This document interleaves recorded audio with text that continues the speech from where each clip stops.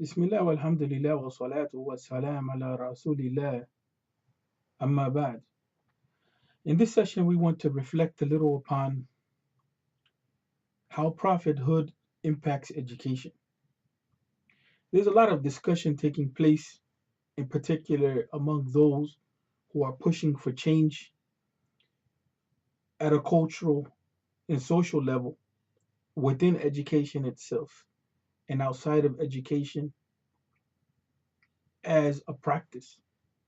So we see that there are industries which are discussing how our interaction as human beings will change with technological innovation.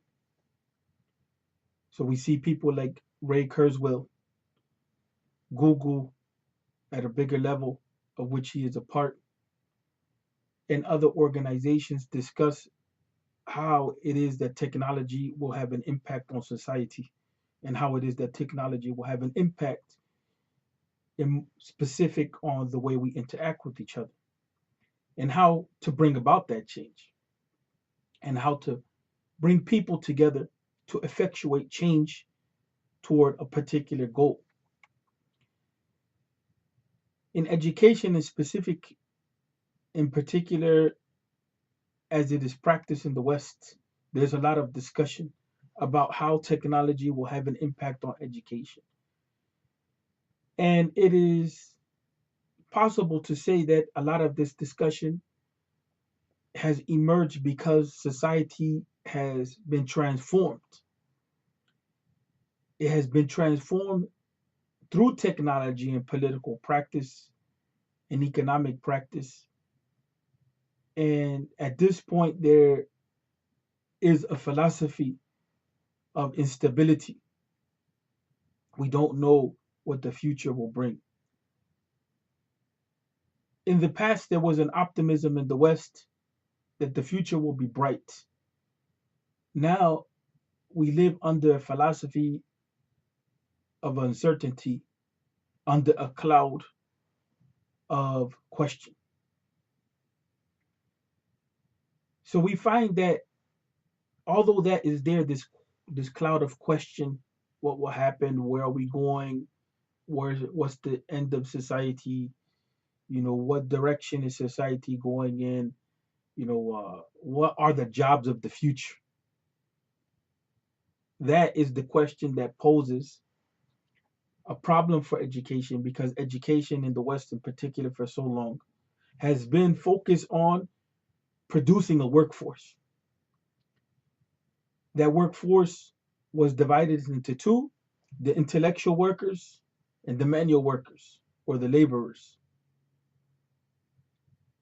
This has completely changed with outsourcing. It has completely changed with new techniques and research, automation. This has completely changed with the decline in economic growth and the constant uh, projections of the stock market being grim. As Muslims, we need to understand the reality of the age that we live in. We live in the 21st century. And living in the 21st century demands that we understand what are the characteristics of the 21st century, at least in this part of the century. To understand history and to see what direction it is that we're going in, we need to live in the age. Because we live in the age doesn't mean that we have to be subjected to the age. Living in the age and being subjected to the age are two different realities. Being people of transformation, people of the Quran, we know historically that the Prophet Muhammad sallallahu alaihi wasallam engaged in historical transformation through his actions. We know that out of Islam came a thriving, life embracing civilization.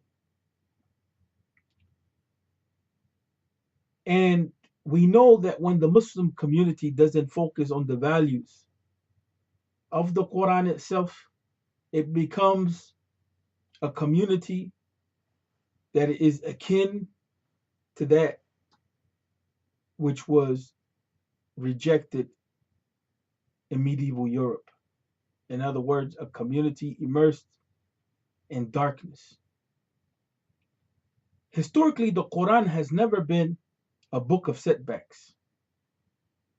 That's why we find many of the Enlightenment thinkers in Europe looked at the Quran and Islam as a religion of reason, as a religion of liberation, as a religion of hope, as a religion embracing scientific progress, as a religion embracing life.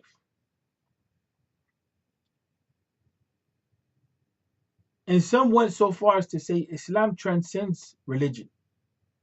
Islam is a way of life. The reality is that when we look at prophethood, we need to, in my estimation, read and think about the life of the Prophet Muhammad sallallahu alaihi wasallam in a way that we pose questions to it. How can we deal with these issues that we face on a personal level, on a social level, on a world level? How can we deal with the issues that we face? And we need to be very specific in our questioning so that that question becomes a frame of reference that guides our inquiry, that our questioning is directed and focused. So we need to look at the life of the Prophet Muhammad and ask about emotional growth and ask about intellectual growth. What type of emotional growth is Islam encouraging? What type of emotional growth do we see take place in the life of the Prophet Muhammad sallallahu alaihi wasallam? And what that means in a bigger scope is in the community that he educated. How did they grow emotionally toward each other, toward themselves, towards life? The same thing intellectually. How did they grow intellectually? That's important and that's key. In order for us to be able to get a grasp of ourselves, of what type of people are we becoming or what type of people should we become. Because the lesson of the historical moment of Islam as it was manifest in the first stages of the da'wah meaning the educational process that the Prophet Muhammad engaged in, that he called to. The first stage in Islamic history was one which embodied values, the values of the Quran. It's a scenario that we can look to historically, that we can envision, and we can see in human interaction how these values contributed to society. Many of us focus on the time period without extracting from that time period the values and separating from those values some of the civilizational practices of their age. Rather than taking the values that built society, that built community, that aided in spiritual development, as not values that are ever changing, but values that are universal, values that are substantial, values that are essential and fundamental.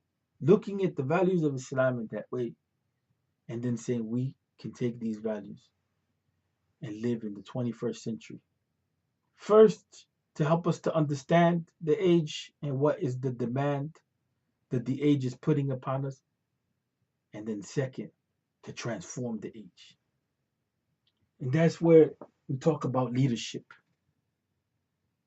We need to look to prophethood for emotional growth and intellectual growth so that we can begin to have spiritual growth because we're material beings as well as spiritual beings. Islam is a practice of balance between the material and the spiritual. We have to understand that our commitment is one that is one of balance. So when we achieve that balance between the emotional and intellectual growth, we're able to have Iman, believing that prophethood not only benefits us spiritually but also materially. And therefore, we're able to come to a more balanced personality, which will allow us to develop leadership skills so that we're able to not be subjected to the age, but to participate in the age, contribute in the age. At a more practical level, then we begin to see how it is that prophethood, the education of prophethood, impacts family life, community life, society, economy, politics, culture, civilization, and then the sciences which come from that, such as medicine and so on and so forth, mathematics. How do we deal with knowledge? What is knowledge? What is information? If we begin the journey to understand prophetic education, it's a journey of generating an identity which is viable for the age, which is healing to humanity, which is needed by the Muslim today.